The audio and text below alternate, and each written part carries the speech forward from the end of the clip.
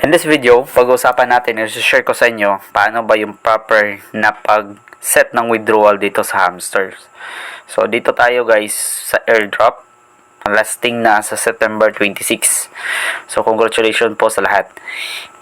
And, available po na withdrawal guys, Binance, OKX, at Bybit. Take note lang po, yan pong tatlo na yan ay kailangan po ng KYC. Yan po, makikita nyo po, KYC.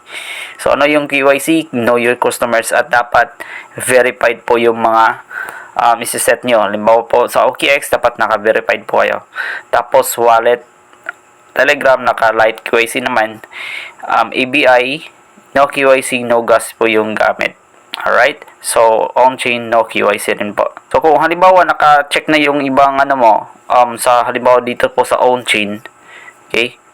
Palitan nyo po ng Binance or OKX, i-reset nyo lang po yung withdrawal nyo po.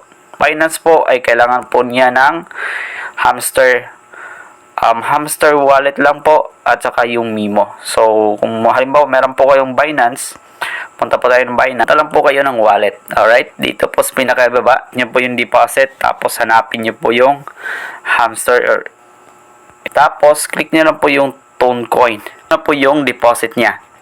Copy nyo lang po yan. Tapos, paste nyo dito.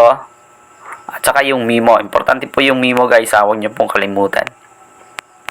Sa OKX naman, halimbawa may OKX kayo. OKX ID. UID. Right? So, yan po yung hinahanap niya. Tapos, Hamster deposit address at saka Mimo. Taas, yan. Makikita nyo po yan. Pindutin nyo po yan. Tapos, naka-verified po yung account natin. Ayan, makikita nyo po, verified po siya.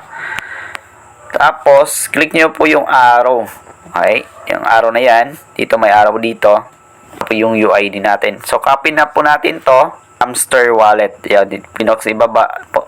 Dito po sa apps. Click nyo po yung deposit. Tapos, deposit crypto po kayo. Tapos, hanapin nyo po yung Hamster. Yan. Alright, so slide nyo na po ito guys. Tapos pinakailababa. Slide to continue. Tapos copy nyo po yung address. Tapos copy nyo po yung comment yan as Mimo po yan. Yan po yung Mimo. I-choose ko itong OKX. So, choose. Tapos ito po yung lumalabas. Well done. Stay tuned for with updates. So, thanks.